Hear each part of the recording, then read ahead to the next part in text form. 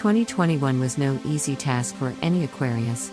With Saturn transiting through your first house, there's a good chance that the year that just passed changed your view of the world completely. While you're certainly not alone in this sentiment, Aquarius and other fixed signs, in general, have been getting all of the action from the heavens. The bad news is that Saturn will continue to transit through your first house for a bit of this year and the next. Still, there are more than a handful of good transits happening this year to help you regain your lust for life. After all, Saturn is only one planet, and there's a whole lot more going on in the sky. The year starts a little stolid. The Venus retrograde happening in your 12th house shouldn't affect you too much, especially if you don't have any important planets in that house, like your Sun and your Moon. Still, the world will definitely be feeling a certain degree of tension when it comes to establishing and maintaining relationships. With that being said, that doesn't mean that you won't have some inner work to do. The 12th house is closely connected with the idea of self-love, and the planet of love and pleasure being retrograde in there will definitely ask you some questions about your relationship with yourself. This would be an excellent time to let go of self-deprecating behavior and old habits that no longer serve you. In other words, January will be the month to get your mental health in check. The good news is that Jupiter will be in your favor this year, helping you attain some Aquarian bliss through tangible goods and some financial stability. The greater benefit will be transiting through your second house of money and resources throughout all of the first quarter. You can be excited to get some good cash flow coming your way this year. You can treat yourself without any guilt. After all, you did survive 2021, and that should be celebrated.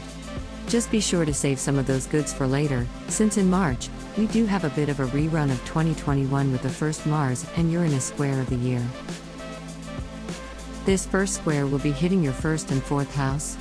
It could likely bring back some of the discomforts you felt last year. This could be manifest with a sudden urge to move or just an aversion to being stuck at home. Maybe it would be wise to change things up a bit to help that sense of restlessness calm down a little. If your home doesn't feel the most comfortable, maybe you could pay a visit to some friends or even some family members. Although the fourth house deals with family matters as well, it could point at some conflict in that regard. Perhaps some old family matters that need to be cleared up that you don't want to deal with will come up. If that's the case, running will only make it worse. Face them, and get it done with. It may be a little awkward, but you won't regret it. Moving on along, Venus joins Jupiter in your second house, bringing some more good news. Money seems like it won't be much of a problem this year, given Venus will go conjunct with Jupiter in her degree of exaltation. This means you can expect some financial assistance from women in your life. Maybe a change of bosses at work warrants you a raise, or it could even be that you find a new job altogether. Things are definitely looking promising. If you have any planets in your 10th house, pay attention to transits that involve it. It will give you strong hints about where to find this mysterious woman with a pot of gold. After Jupiter and Venus are done bringing you some material goods, both planets will move on to Aries. Jupiter transiting your third house makes for good self-expression and learning. Since the planet will be staying there from May to early 2023, this could be a new learning cycle for all the Aquarius. Jupiter will illuminate your life areas that need a little extra attention, and it will show you how to know what you need to optimize your life. The third house also deals with media, indicating an auspicious year for those working in that area. Aries is a hot and lively sign that has a real focus on the self, so there's a good chance for the works of Aquarian teachers, writers, and content creators to get some extra recognition this year. The one rough transit of the year, though, is the triple conjunction happening in your fourth house.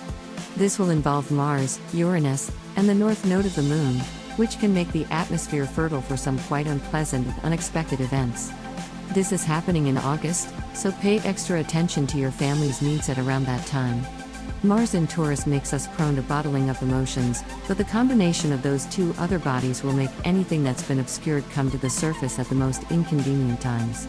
Beware of secrets, and if any tough conversations need to happen with some nosy family members, it's best to do it before August.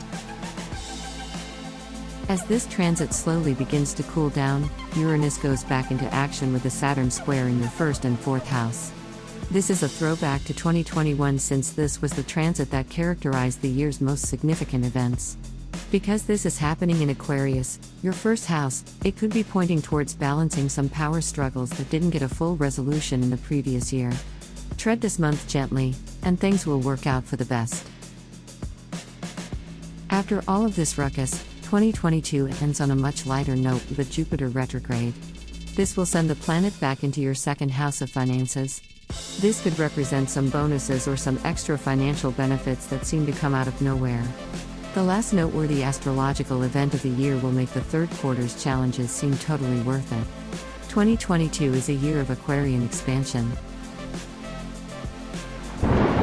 Thank you so much for watching. Please give us a thumb up if you liked the video. Subscribe our YouTube channel not to miss the next video horoscope. Visit our website gotohoroscope.com where you can find actual horoscope for today. Download our apps from Google Play and App Store to have your daily horoscope always on hand.